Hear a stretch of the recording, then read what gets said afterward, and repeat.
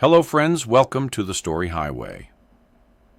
Today's story is about a man who lost everything, his past, his family, and even his name, only to find them again when life gave him one more chance.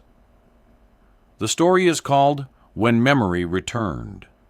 Under the dull orange streetlight of a deserted highway, a man lay unconscious beside a wrecked car.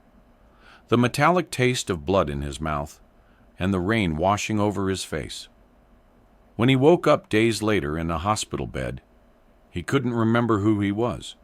No name, no address, no past, just a blank silence inside his mind. The nurses called him John Doe because there was no ID, and the doctors said he was lucky to survive. But John didn't feel lucky. He felt lost. For weeks, he stared at the ceiling, hoping something, a sound, a smell, a word, would trigger his memory. But all he found were flashes of pain and an image he couldn't explain. A woman's smile, a child's laugh, and the faint smell of lavender. The doctors told him his mind was protecting him from trauma. But deep inside, he knew there was something, or someone, waiting for him to remember. Months passed before the hospital discharged him, sending him to a small halfway house in Portland, where he tried to rebuild a life he didn't remember living. He took a job repairing boats at a marina and learned to live with the emptiness. Until one rainy evening, while flipping through an old newspaper used to wrap a toolbox, a photo caught his eye. It was a picture of a house fire, 2 children standing beside an officer, and below it, the headline, Local Family Tragedy. Mother dies in crash, children in foster care. His hands trembled. The woman in the photo, her eyes, her smile, she was the one from his dreams. And the children. Something in his chest broke open. He didn't remember their names, but his soul did. He packed a bag and set out to find them. Days of searching led him to a children's home on the outskirts of the city. The receptionist frowned when he said he wanted to see them, and the moment he gave the name Emily Carter, she looked shocked. "That's their mother," she whispered. "She died 2 years ago. The father, he died in an accident." John's heart stopped. "No," he said, his voice breaking. "I am their father." But the system didn't believe him. No documents, no proof, just a man with a broken memory claiming a life no one could verify.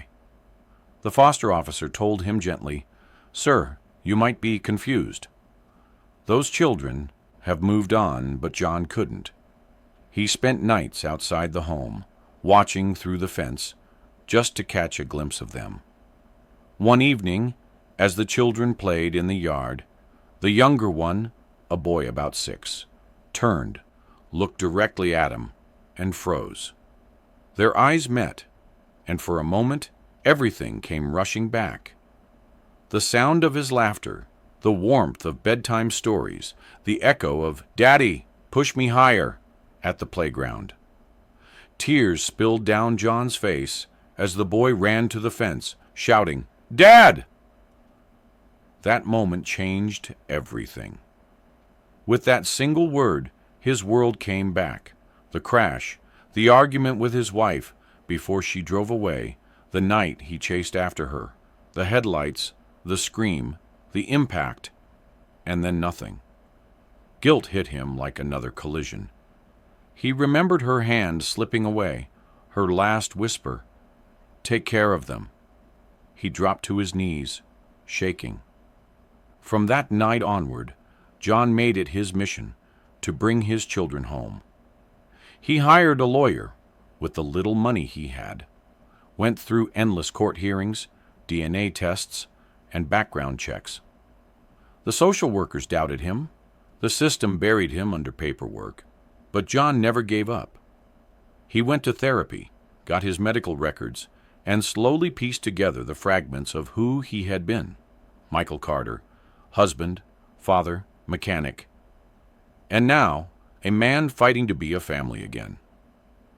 After nearly a year of struggle, he finally stood in court, facing the judge, holding a worn photograph, his wife Emily, the kids, and himself, taken the summer before the accident. His voice trembled as he said, "Your Honor, I may have lost my memory, but I never lost my love for them." That part never forgot. The courtroom went silent. The judge looked at the DNA match report, then at the children sitting in the back. The little boy smiled and whispered, "That's my dad." And that day, after years of separation, Michael walked out of that courthouse holding his children's hands, their small fingers wrapped around his calloused ones, a man finally whole again. From that day, he took them back to the same house by the river that Emily had loved, fixed it up with his own hands, and planted lavender in the garden, just like she used to. Every evening, as the sun set, the children would run through the yard laughing, and Michael would look at the sky and whisper, "We're home, Emily." We made it, and so, friends, we learned today that memory may fade, but love never truly forgets. This was the story of a man who lost everything